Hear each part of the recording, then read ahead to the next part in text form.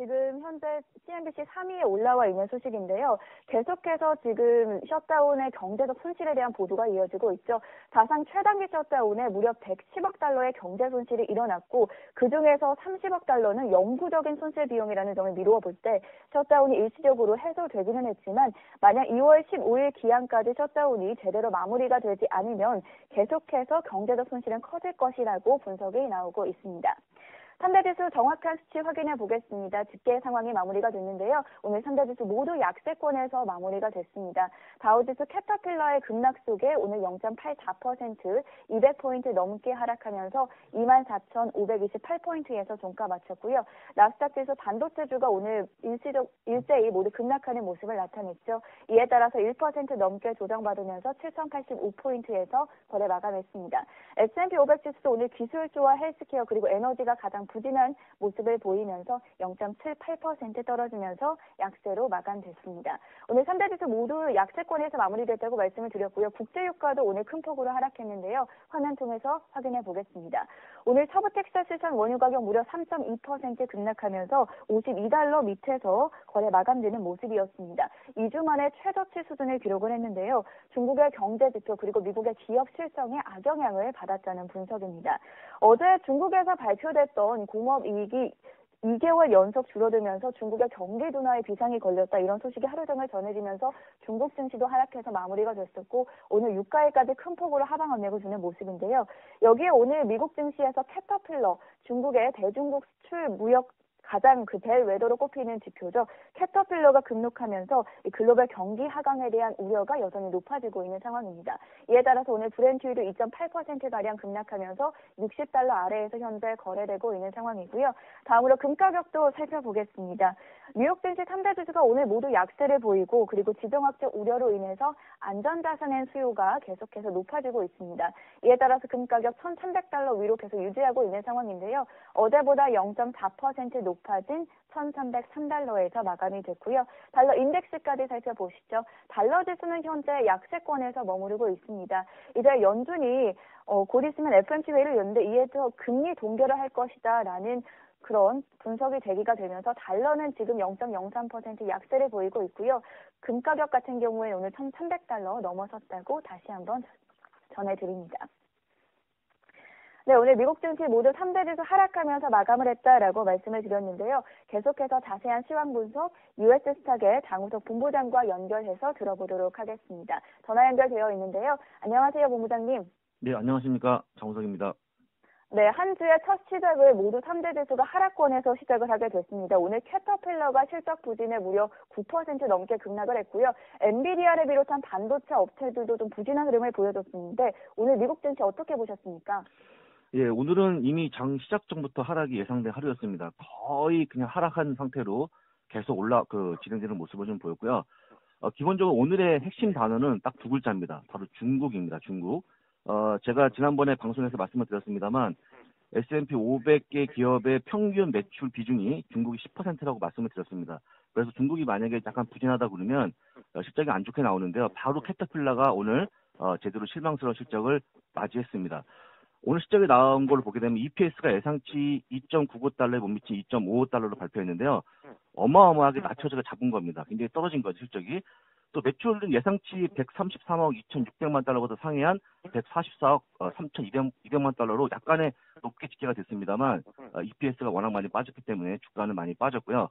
그 이유가 아까 말씀드린 것처럼 중국에서의 판매 부진과 강달러 영향이라고 전문가들이 얘기하고 있습니다.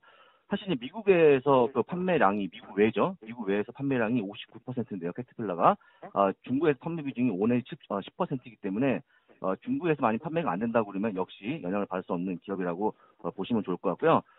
그 다음에 아까 말씀드린 것처럼 같은 이유로 빠진 종목이 또 하나 있습니다. 바로 엔비디아입니다.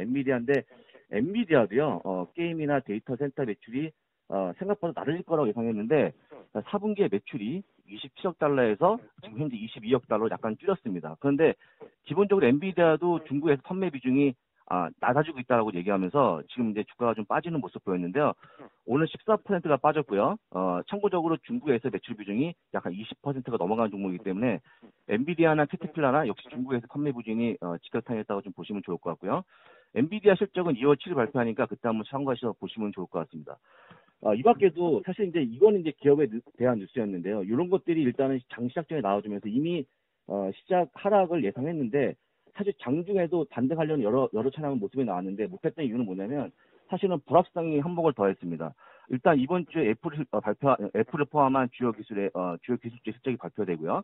그 다음에 미중 간의 장관급 회담이 또 예정돼 있고요. 그 다음에 1월 29일부터 30일까지는 FOMC 미팅이 또 예정돼 있기 때문에 상당히 불확실성이 많은 상태에서 일단 시장이 반등 없이 하락한 상태로 마무리했습니다. 네, 오늘 미국 증시가 3대 지수 모두 하락하면서 마감이 됐는데 두 가지 가장 큰 원인인 기업들이 있었죠. 캐터필러와 엔비디아가 오늘 급락세를 주도하면서 지수 모두 약세권에서 마무리했다고 말씀을 해주셨고요. 또 역시나 FOMC라든지 미중 간의 무역 협상에 대한 불확실성이 존재를 하면서 지수가 반등에 성공하기는 조금 어려웠다고 분석을 해주셨습니다. 이 외에 다른 게임들도 모두 하락하면서 마무리가 됐는데요. 사실 지난주부터 이 게임주에 대해서 계속해서 좀 부정적인 영향이 있을 것이다라고 전망을 해주셨는데 오늘 어떻게 마감했습니까? 예. 일단 캐터필러하고 엔비디아는 지금 이제 들어온 종가를 보니까 캐터필러는 9.13% 하락했고요. 엔비디아는 13.82% 하락했다는 점 말씀을 드리겠고요.